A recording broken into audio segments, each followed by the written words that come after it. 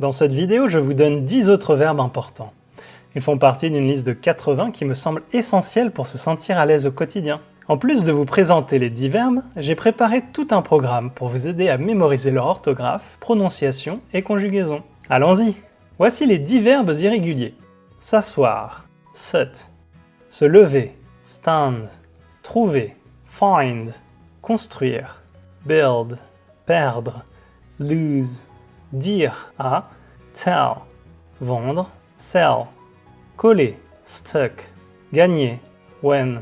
Comprendre, understand. À présent, intéressons-nous à leur conjugaison au prétérit et au participe passé.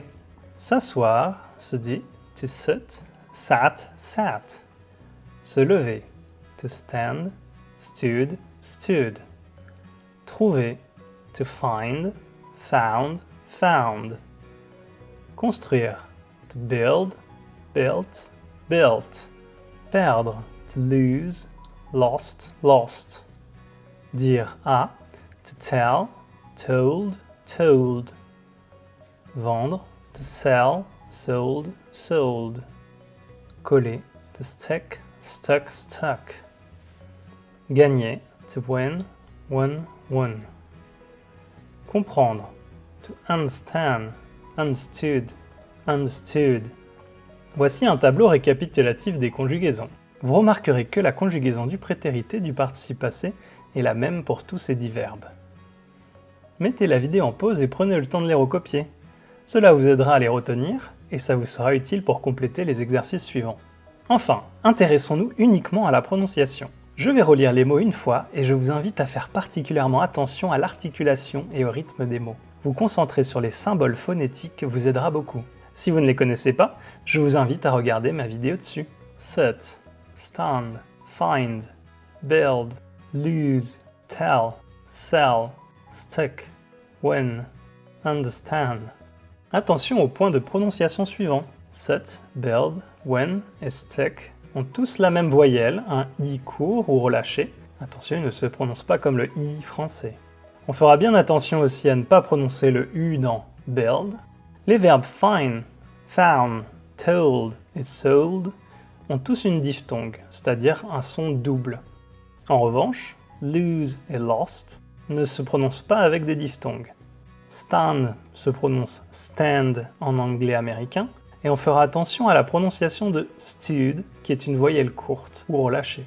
Enfin, stand et understand ont la même racine, mais il faudra respecter le rythme de understand en accentuant la première et la dernière syllabe. On dira bien understand et non understand ou understand. Pour bien prononcer ce mot, il faut surtout bien réduire le ER en E.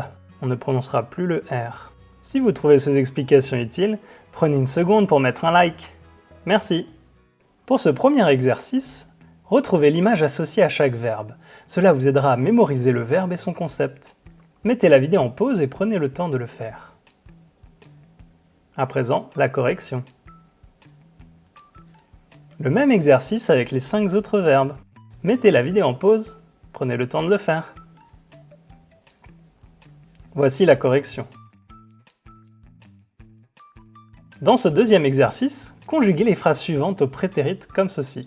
Frank sat next to Natalie. Mettez la vidéo en pause et prenez le temps de le faire. À présent, la correction. Le même exercice avec les 5 autres verbes. Mettez la vidéo en pause, prenez le temps de le faire.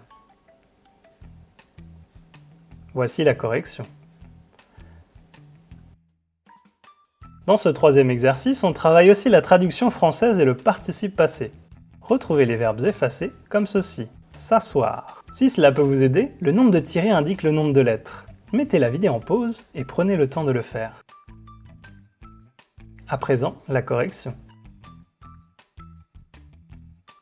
Dans ce dernier exercice, lisez les phrases suivantes, puis déterminez si le verbe est à l'infinitif, au prétérit ou au participe passé. Ensuite, retrouvez les autres formes et rappelez-vous de la traduction. Si vous y arrivez sans peine, vous connaissez les verbes. Voici un exemple. They have built a magnificent tower.